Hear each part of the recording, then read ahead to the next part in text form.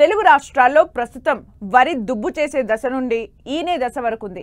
ఈ దశలో సుడిదోమ, మొగిపురుగు ఆశించి నష్టం చేసే అవకాశం ఉంది. వీటి నివారణకు చేపట్టాల్సిన సమగ్ర సస్యరక్షణ చర్యల గురించి రైతులకు తెలియజేస్తున్నారు వరంగల్ ప్రాంతీయ వ్యవసాయ పరిశోధనా స్థానం శాస్త్రవేత్త శ్రవణ్ కుమార్.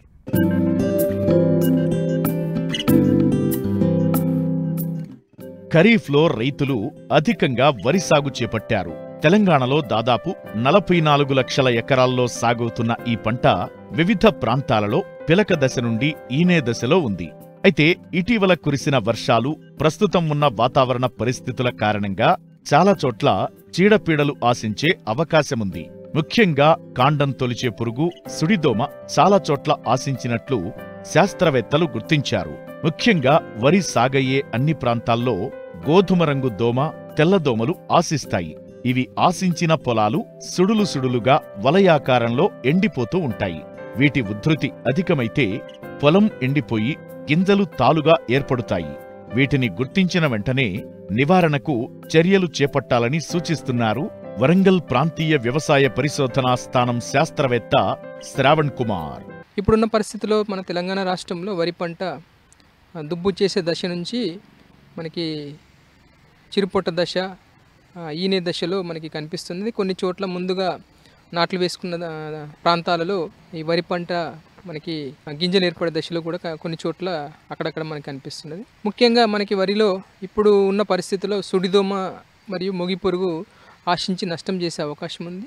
వీటిలో సుడిదోమ అనేది ఇది వరిలో రసాన్ని పీల్చి నష్టం చేసే పురుగు. దీంట్లో ఈ సుడిదోమలో 2 రకాల పురుగులు మనకు వరిని ఆశించి నష్టం చేస్తాయి. వాటిలో ముఖ్యంగా తెల్లదోమలు, వీపు మీద తెల్ల మచ్చ ఉండే తెల్లదోమలు, అట్లాగే గోధుమ రంగులో ఉండే సుడిదోమలు మనకి 2 రకాలు నష్టం చేస్తాయి. ఇవి సన్నగింజ రకాలను సాగు చేసినప్పుడు ఈ యొక్క సుడిదోమ అనేది ఎక్కువగా ఆశించి నష్టం చేస్తుంది. అట్లాగే మనకి నిర్దేశించిన మోతాదు కంటే ఎక్కువ మోతాదులో మనము నత్రజనికి సంబంధించిన ఎరువులు, ముఖ్యంగా యూరియా లాంటివి మనము అప్లై చేసినట్లయితే కూడా సుడిదోమ ఎక్కువ అవుతుంది. కాలిబాటలు తీయని పొలాల్లో కూడా మనకి సుడిదోమ వల్ల నష్టం ఎక్కువ కలిగే అవకాశం ఉంటుంది.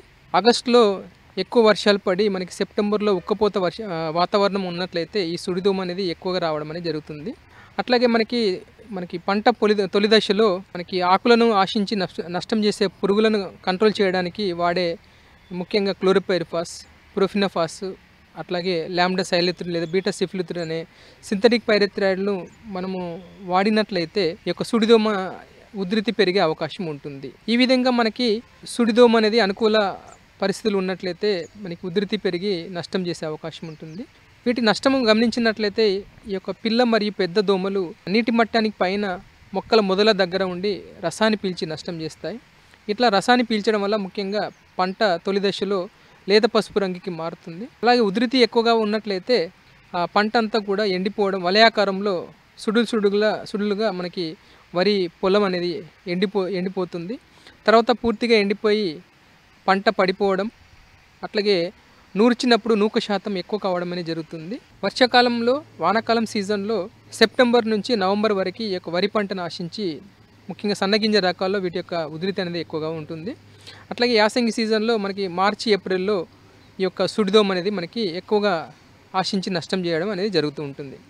మనకి ప్రాంతాన్ని బట్టి దోమను తట్టుకునే రకాలు అందుబాటులో ఉన్నట్లయితే వాటిని సాగు చేయడం అనేది ముఖ్యము. పొలంలో ప్రతి 2 మీటర్లకి ఒక 20 సెంటీమీటర్ల కాలిబాటలు తీసినట్లయితే ఈ యొక్క సుడిదోమకి ప్రతికూల వాతావరణం ఏర్పడుతుంది. అట్లాగే దానివల్ల సుడిదోమ మనకి ఎక్కువగా ఆశించే అవకాశం ఉండదు. పొలంలో నీరు ఎక్కువగా నిల్వ ఉన్నట్లయితే కూడా మనకి సుడిదోమ అనేది ఎక్కువగా ఆశిస్తుంది. కాబట్టి అప్పుడప్పుడు పొలాన్ని ఎండబెట్టాలి. అడపదడప నీటిని తీస్తూ మళ్ళీ పెడుతూ మనము దీనివల్ల సుడిదోమ అనేది మనకి అదుపులో ఉంటుంది. అట్లాగే ఈ యొక్క సుడిదోమ యొక్క లేదా మనకి పిల్ల పురుగులు గమనించినట్లయితే ముఖ్యంగా ఆర్థిక నష్ట పరిమితిని బట్టి యొక్క యాజమాన్య సస్యరక్షణ చర్యలను చేపట్టాలి. వీటిలో భాగంగా ముఖ్యంగా పిల్లదోమలు మనం గమనించినట్లయితే, ముఖ్యంగా తెల్లదోమలు మొక్కల మొదట్లో గమనించినట్లయితే బిప్రోఫెజిన్ అనే మందును 1.6 మిల్లీలీటర్ లీటర్ నీటికి కలిపి పిచికారి చేసుకోవాలి.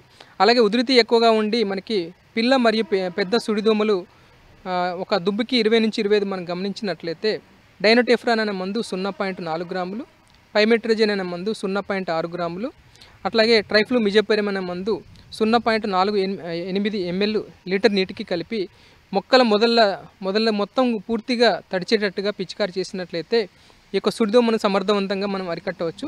ప్రస్తుత పరిస్థితుల్లో వరికి ఆశించే మరో పురుగు మొగి పురుగు. ఇది పిలక దశ నుంచి చిరుపొట్ట దశ వరకు ఆశించి తీవ్ర నష్టం చేస్తుంటుంది. ఇది రబీ సీజన్లో ఆశించి అధిక నష్టం చేస్తుంది. అయితే ప్రస్తుతం ఈ ఖరీఫ్లో కూడా ఆశించి తీవ్రంగా నష్టపరుస్తోంది. దీని నివారణకు చేపట్టాల్సిన సస్యరక్షణ చర్యల గురించి ఇప్పుడు చూద్దాం. వరిని మనకి మొగి పురుగు లేదా కాండంతొంచు పురుగు కూడా ఆశించే అవకాశం ఉంటుంది. ఈ మొగి పురుగు అనేది నర్సరీలో నారుమడిలో వస్తుంది, అట్లాగే పిలక దశలో, తర్వాత పూత దశలో వరి పంటను ఆశించి నష్టం చేస్తుంది. నారుమడిలో ఆశించినట్లయితే నారు మొత్తం కూడా చనిపోతుంది. పిలక దశలో ఆశించినట్లయితే ముఖ్యంగా మధ్యలో కాండము మొవ్వు అనేది చనిపోవడం అనేది జరుగుతుంది. పూత దశలో ఆశించినట్లయితే తెల్ల కంకులు అనేది ఏర్పడతాయి. ఈ విధంగా మనకి ఈ యొక్క మొగి పురుగు అనేది మనకి పంటకు నష్టం చేస్తుంది.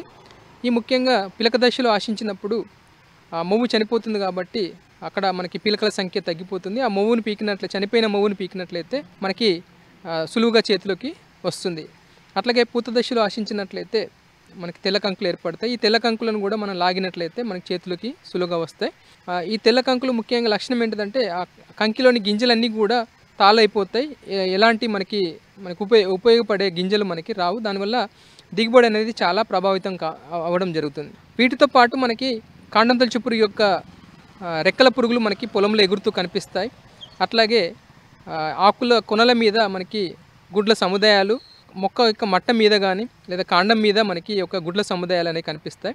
ఈ గుడ్ల నుంచి వచ్చిన లార్వా పురుగులు కాండం లోపలికి పోయి మనకి నష్టం అనేది చేయడం జరుగుతుంది. దానివల్ల మనకి మొవ్వు చనిపోవడం కానీ తెల్ల కంకులు ఏర్పడడం అనేది కానీ జరుగుతుంది. సో ముఖ్యంగా దీంట్లో వీటి యొక్క రెక్కల పురుగులు మనకి ఎండు గోధుమ రంగులో కానీ పసుపు రంగులో కానీ ఉంటాయి. వాటి మీద తల్లి రెక్కల పురుగులు అయితే వాటి యొక్క ముందు రెక్కల మీద నల్లటి చుక్కలు అనేది కనిపిస్తాయి. ఈ లార్వా కూడా ముందు తెలుపు రంగులో ఉండి తర్వాత నారింజ రంగులో తలనది కలిగి ఉంటుంది. అట్లాగే ప్యూప దశ కూడా కాండం లోపలనే పూర్తి చేసుకోవడం అనేది జరుగుతుంది. సో దీంట్లో ముఖ్యంగా ఇది యాజమాన్య పద్ధతులు మనం చూసినట్లయితే లింగాకర్షణ బుట్టను అనేది వాడడం ద్వారా వీటి యొక్క ఉనికిని కానీ ఉధృతిని కానీ తెలుసుకోవాలి. ఒక వారంలో 25 రెక్కల పురుగులు మనం మగ రెక్కల పురుగు గమనించినట్లయితే సస్యరక్షణ చర్యలు చేపట్టాలి. అట్లాగే లింగాకర్షణ బుట్టల ద్వారా కూడా మనము మొగి పురుగును అదుపులో ఉంచవచ్చు. ఎకరానికి 8 నుంచి 10 ఈ లింగాకర్షణ బుట్టలు పెట్టినట్లయితే ఇవి లింగాకర్షణ బుట్టలు కూడా మనకి ఈ యొక్క మొగి పురుగును అదుపులో ఉంచడం అనేది జరుగుతుంది. అలాగే మనకి పిలక దశలో పిలక దశలో ఉన్నప్పుడు కార్బోఫిరాన్ 3G గుళికలను ఎకరానికి 10 కిలోల చొప్పున మనకి వేయాలి. దాంతోపాటు లేనట్లయితే కార్టాబైడోక్లోరిన్ మందు 2 గ్రాముల లీటర్ నీటికి కానీ లేదా ఎసిఫేట్ అనే మందు 1.5 గ్రాముల లీటర్ నీటికి కలిపి పిచికారీ చేసినట్లయితే పిలక దశలో మనం ఈ యొక్క మొగి పురుగును అదుపులో మనకి నివారించవచ్చు. అట్లాగే తర్వాత దశలో మనకి పూత దశలో లేదా చిరుపొట్ట దశలో కార్టాబైడోక్లోరిన్ అయితే 2 గ్రాముల లీటర్ నీటికి లేదా క్లోరంట్రనిలిప్రోల్ అయితే 0.3 ml లీటర్ నీటికి లేదా ఐసోసైక్లోసిరామ్ అనే మందు 0.6 మిల్లీలీటర్ కానీ ట్రైఫ్లూమిజపైర్ టెట్రానిలిప్రోల్ అనే మందు 0.5 ml లీటర్ నీటికి కలిపి పిచికారీ చేసుకోవాలి. ముఖ్యంగా రెక్కల పురుగు ఉధృతిని బట్టి యొక్క రసాయనిక మందులు అనేది వాడి ఈ యొక్క మొగి పురుగును అదుపులో ఉంచుకోవాలి. శీతాకాలంలో అధిక విస్తీర్ణంలో సాగయ్యే కూరగాయ పంటల్లో క్యాబేజ్, కాలీఫ్లవర్ ముఖ్యమైనవి.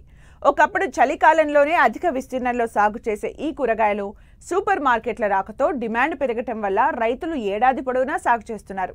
ప్రణాళికబద్ధంగా ఏడాది పొడవునా దిగుబడులు తీసే విధంగా దఫాలుగా విత్తి సాగు చేస్తున్నారు.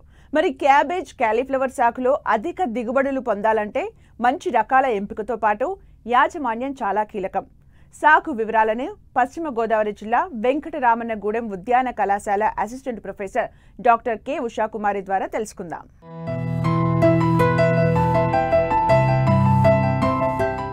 సాధారణంగా శీతాకాలం అక్టోబర్ నుంచి ఫిబ్రవరి వరకు ఉంటుంది. కానీ ఈసారి అధిక వర్షాల వల్ల కాలం ఆలస్యమైంది.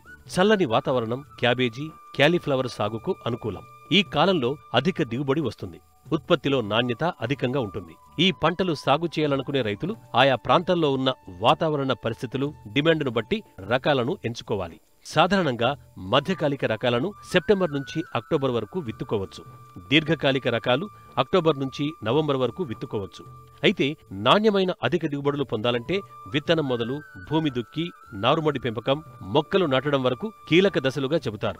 ఈ సమయంలో చేపట్టాల్సిన యాజమాన్య పద్ధతుల గురించి తెలియచేస్తున్నారు పశ్చిమ గోదావరి జిల్లా వెంకటరామన్నగూడెం ఉద్యాన కళాశాల assistant professor doctor K Usha Kumari. వీటిలో మధ్యకాలిక, దీర్ఘకాలిక రకాలు ఉన్నాయి. మధ్యకాలిక రకాలైతే సెప్టెంబర్ నుంచి అక్టోబర్ మాసాల్లో విత్తుకోవచ్చు. దీర్ఘకాలిక రకాలైతే అక్టోబర్ నుంచి నవంబర్ వరకు విత్తుకోవచ్చండి. అంటే విత్తుకోవడం అంటే ఒక నెల పాటు వీటిని నారుగా పెంచి తర్వాత మనం ప్రధాన పొలంలో వాటిని నాటుకోవాల్సి ఉంటుందండి. ఒక ఎకరాకి మన సూట్ రకాలైతే ఒక 200 నుంచి 300 గ్రాములు విత్తనం సరిపోతుంది. అదే సంకర రకాలైతే 100 నుంచి 120 గ్రాముల విత్తనం అనేది సరిపోతుందండి. నారు వేసిన తర్వాత అది మరి దగ్గరగా వేసినట్లయితే నారుకుళ్ళు వ్యాధి అనేది వస్తుంటుంది.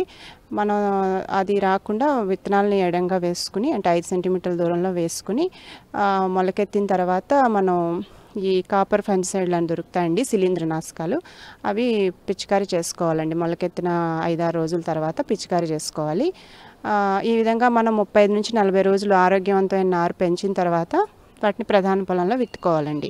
ఈ ప్రధాన పొలంలో విత్తుకునేటప్పుడు మధ్య రకాలైతే మొక్కకి మధ్య 45 సెంటీమీటర్ల దూరంలో నాటుకోవాలి. అదే దీర్ఘకాలిక రకాలైతే 60 సెంటీమీటర్ల వరుసల మధ్యలో 45 సెంటీమీటర్లు మొక్కల మధ్యలో వేసి నాటుకోవచ్చండి. క్యాబేజీ, క్యాలీఫ్లవర్ సాగులో ఎరువుల యాజమాన్యం కీలకం. ముందుగా పశువుల ఎరువుతో పాటు జీవన ఎరువుల్ని కలిపి దుక్కిలో చల్లుకోవాలి.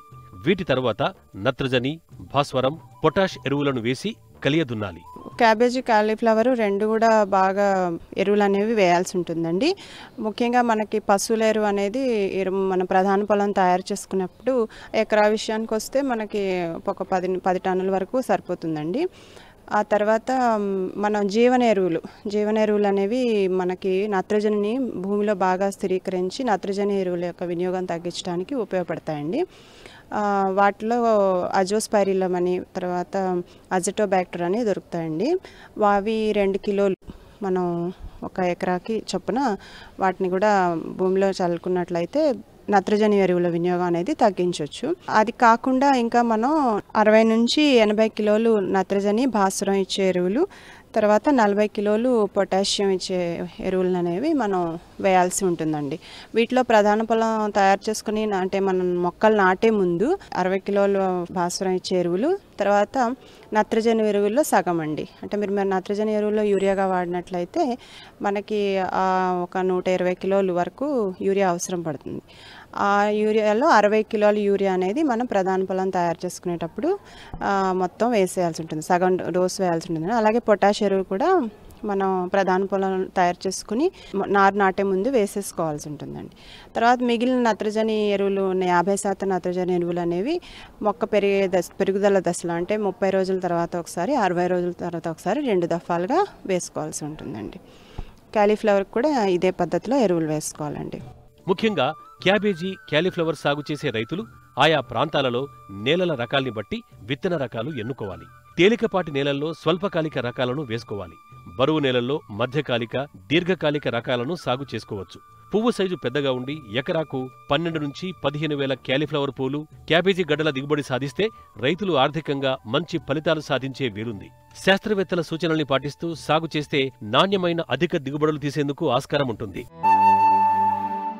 సంప్రదాయ పంటలు కాదని చాలా మంది రైతులు ప్రత్యామ్నాయ పంటల వైపు మొగ్గు చూపుతున్నారు.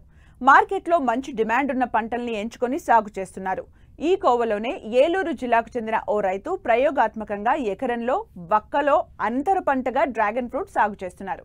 ప్రస్తుతం డ్రాగన్ ఫ్రూట్ నుండి దిగుబడులు పొందుతున్నారు.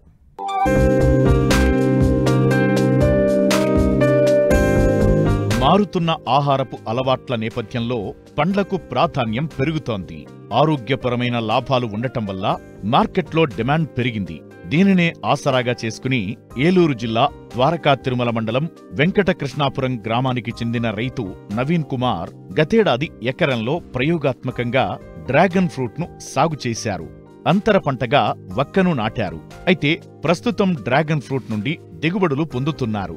వక్క నుండి మరో 2 ఏళ్ల తరువాత గాని దిగుబడులు రావు. అయితే ఈ రైతు పంటలకు ఎలాంటి రసాయన ఎరువులు, పురుగు మందులను వాడటం లేదు.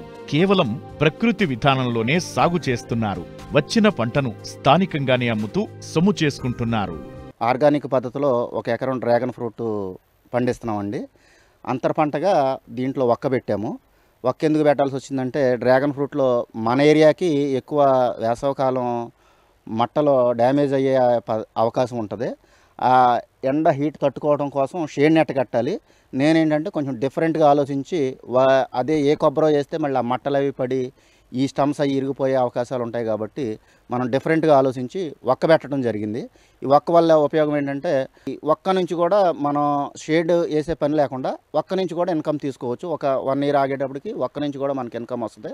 అదే కాకుండా ఈ 1 ఇయర్ ఆగిన తర్వాత కింద మిరియం కూడా పెట్టుకోవడానికి ప్లాన్ చేసుకోవచ్చు. మనకి ఇన్ని రకాల ఉపయోగాలు ఎట్లా ఉంటుంది అనే దానికోసం నేను ప్రస్తుతానికి 1 ఎకరం మాత్రమే ఇట్లా చేస్తున్నాను. ఇది కూడా ఆర్గానిక్ పద్ధతిలో అంటే మల్చింగు, జీవామృతాలు, వేప గింజల కషాయం ఇవి వాడుకుంటూనే కెమికల్ అనేది వాడుకోకుండా ఎక్కడ కూడా పూర్తి స్థాయిలో ఆర్గానిక్ పద్ధతిలో మేము దీన్ని పండించడం జరుగుతుంది. నేను 8x8 గ్యాప్లో పెట్టానండి. ఒక స్తంభానికి వచ్చి 4 మొక్కలు పెట్టామండి. స్తంభానికి 8 అడుగుల గ్యాప్ వస్తుంది. ఒక్కకి 8 అడుగుల గ్యాప్ వస్తుంది.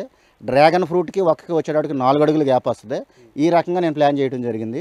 డ్రిప్ ఇరిగేషన్ కూడా కింద పెట్టితే మనం మల్చింగ్ చేసేటప్పుడు కలుపు తీసేటప్పుడు దాని మీద పడి అదంతా డ్యామేజ్ అవుతుందని చెప్పి డిఫరెంట్గా ఆలోచించి పైన ఏదైతే ఈ డ్రాగన్ ఫ్రూట్కి మనం బిళ్ళలు వేస్తామో ఆ బిళ్ళల మీద వేసి దాన్ని చేసి దాని ద్వారాగానే ఆ డ్రిప్ ద్వారాగానే జీవామృతం అనేది కూడా ఎక్కించడం జరుగుతుంది. దానివల్ల కూడా మనకి మేము చేసిన ఏ ఎక్స్పెరిమెంట్ అయినా సరే చాలా సక్సెస్ఫుల్గానే ఉందని చెప్పొచ్చు. ఈ రకం వచ్చేటప్పటికి ఇత్తనం పేరు సియాన్ అమెరికన్ బ్యూటీ. ఇది కేజీకి వచ్చి 4-5 అట్లా తూగుతాయి. మేము విత్తనం వచ్చేటప్పటికి సొంతగా ఎక్కడికో బయటికి వెళ్ళిన దగ్గర ఒక పెద్ద ఆయన దగ్గర ఆయన ట్రైల్ వేసాడు. ఆ విత్తనం చూసి బాగుందని చెప్పి మేమే తీసుకొచ్చి ముందు ఒక 10 స్తంభాలకి ట్రైల్ వేసి అవి కాసిన తర్వాత ఆ విత్తనాన్ని మేము ఇంప్లిమెంట్ చేసుకుని మేమే సొంతగా డెవలప్ చేసుకుని దీన్ని చేయటం జరిగింది.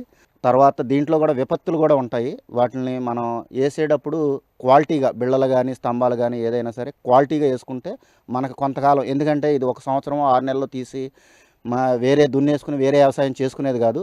దీర్ఘకాలికంగా ఉండే పంట కాబట్టి దీనికి కొంచెం ఏది చేసుకున్నా కూడా స్టాండర్డ్గా కొంచెం తక్కువ ఖర్చుతో ఎక్కువగా లాభం వచ్చేలాగా చూసుకుని స్టాండర్డ్గా పనిముట్లు చేసుకుంటే మనకి కొంతకాలం దీంట్లో ఏ ఇబ్బంది ఉండదు. దీంట్లో ఎక్కువ చీమలు ఉంటాయి. ఈ చీమలకు వచ్చేటప్పటికి మన ఆర్గానిక్ పద్ధతిలో వేప గింజల కషాయం అదే ఎక్కువగా లేదంటే వేప గింజలు వేపపిండి తెచ్చుకుని 10 కేజీలు డ్రమ్ములో ఊరేసుకుని దాన్నే వడకట్టుకుని స్ప్రేయింగ్ చేసుకుంటే చాలా వరకు చీమలు అనేది కంట్రోల్ అవుతుంది. ఇంకా వేరే పురుగు మందులు గట్ట ఏం వాడాల్సిన అవసరం గట్ట ఏమీ ఉండదు. మే నెలలో స్టార్ట్ అవుతుందండి పూత. మే నెల నుంచి అంటే నాకు నిరుడు వచ్చినాయి కానీ నిరుడు అంత ఎగ్జాక్ట్గా అయితే నేను రాసుకోలేదు. ఈ సంవత్సరం అయితే ఇప్పటికి ఒక 2 లక్షల దాకా వచ్చినాయి. ఇంకా సగం పంట అయిందని అనుకుంటున్నా. ఇంకో 2 లక్షల వరకు కూడా దీని మీద తీయచ్చు అనేది నా అంచనా. నాకంటే 10 లక్షల వరకు అయిందండి. అంటే అప్పట్లో విత్తనం కూడా కొంచెం రేట్ ఎక్కువ పెట్టుకున్నాం. స్తంభాలు బయట కొనటం, దాన్ని కట్ చేయటం, ప్రోనింగ్ చేయటం, బిళ్ళలు వేరే తీసుకుని వచ్చి దాన్ని ఫిట్టింగ్ చేయటం, ఈ సోలార్ చుట్టూ ఫినిషింగ్ వేయటం, ఇవన్నీ నాకు ఎక్స్ట్రా ఖర్చులు అయినాయి.